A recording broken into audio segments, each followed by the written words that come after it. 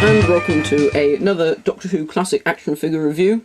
Today I am looking at the latest release, which is the 6th Doctor from the Caves of Androzani and the Twin Dilemma. So this figure is basically a repainted Peter Davison 5th Doctor figure with a retooled Colin Baker head stuck on it. So the articulation is the same as on the 5th Doctor figure. So the head on mine is quite stiff, much like the 5th Doctor figure was anyway. The shoulders can do a 360. The biceps can also do a 360. And you have elbow articulation. And you have 360-degree articulation at the wrist. You have articulation at the waist that can do a 360. The thighs also do a 360.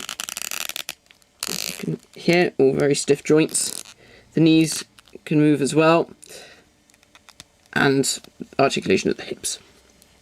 So all the general articulation as it's just the same 5th Doctor figure. So the detail of this figure, well, obviously it's meant to be after the 5th Doctor has regenerated into the 6th Doctor, and at this point the Doctor had been rolling around in the dirt and the mud. But this figure is not at all screen accurate. It is completely wrong. It is just a complete mess. Obviously, Character Options just thought, how can we send out a figure? Oh, everyone remembers that bit. Let's just slap some mud on where we can sort of remember it was. Did they actually look at the actual story to see where there was and where there wasn't mud? Obviously not, because either that or I'm blind, and my brother must be blind, because I got out the Caves of Androzani DVD from the cabinet, and my brother took the Twin Dilemma video off the shelf, and I was in one room and he was in the other, and we wanted to see how accurate it was from the pictures that we had of this figure. And no, it's completely wrong. So I'll just show you the general details of this figure. Well, the Colin Baker head is, as I said, a retool of the other one. What I mean by that is the neck is now different. Whereas on the normal 6th Doctor figure, the neck had a hole in it, and it was like a plug, and you could really sort of take the head off quite simply. This one is different. The neck has been lengthened, I believe, and it's now on a peg rather than a plug. The shirt has been repainted. The red button is gone. The inside of the shirt is still red, but now we have the green on the collar, like the costume was at the end of season 21. The jumper has now been repainted. To begin with, I thought they were actually going to do a retool of the jumper, but now I can see all that they have done is actually just painted over the original jumper that came with the Cast Revolver 5th Doctor.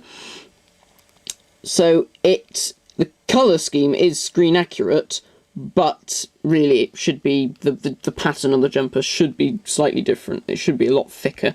So that's a bit of a shame that they didn't do that. And the trousers are the right pattern. They are the trousers that he wore in season 21, which are of course slightly different to the ones that he wore in seasons 19 and 20. But the main thing about this figure is, of course, the mud, which I've already said is not correct. So the figure has mud all down the back, down practically all of his right arm, and all down the front as well. And he's got this huge, great big splodge on his jumper, and he's got lots on his trousers as well, and on his shoes. Well, here's the thing. When looking at this story, we noticed that this amount of mud, ridiculous. He does have mud on his arm and on his shoulder, but nowhere near as much as this is. This is completely covered. It's like they've just slapped a load of paint on.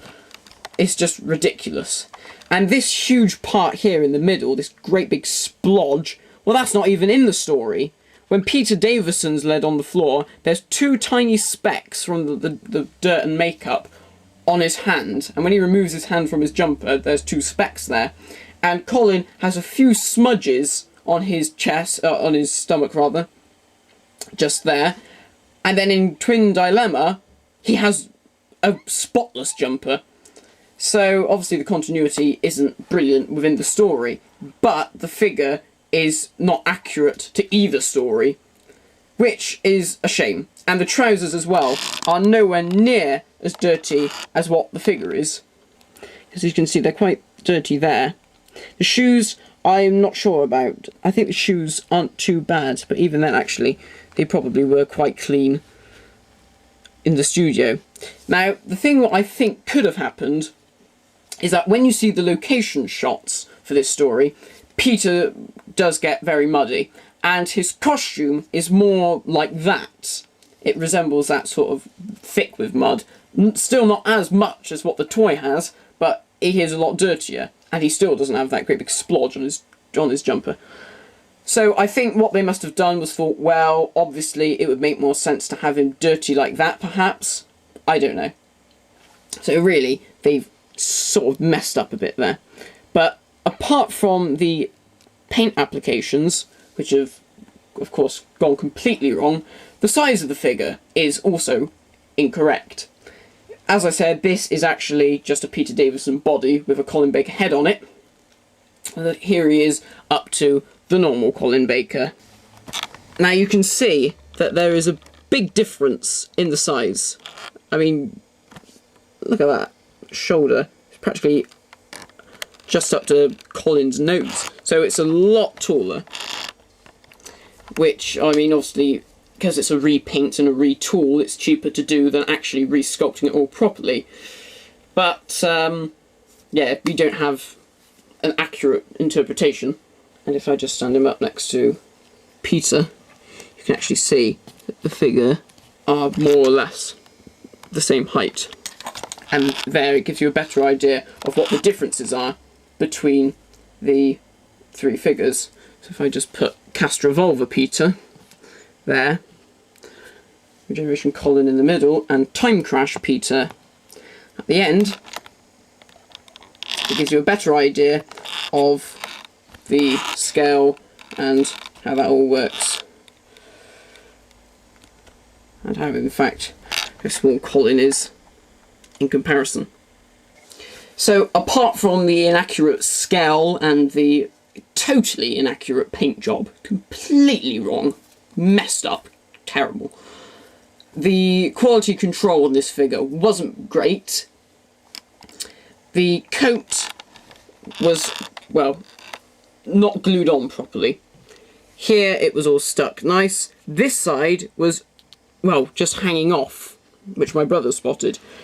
So much so that the glue hadn't worked properly, I suppose, that all the paint was cracking off the coat. You can still see a bit there. So I actually had to glue that back down because otherwise all the paint would have been flaking off dreadfully.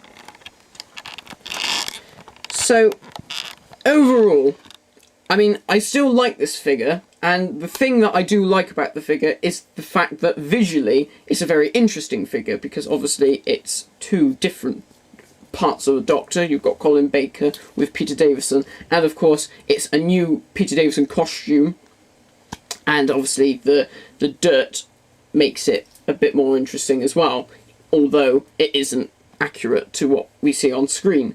So would I say it was worth the £15? Well, about 20 actually if you order it online. I'd say no.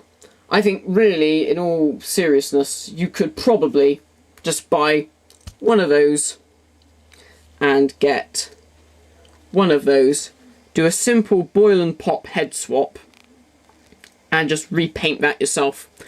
And that would probably be so much cheaper, and actually you'd probably get it a lot more screen accurate than what Character Options have. Does look nice up on the shelf, and again it's nice that we're getting so many classics this year so far. I mean, this month alone we've had lots of box sets and now this. So at least the classic figure ranks are building. So thanks for watching, guys, and until next time, see you later.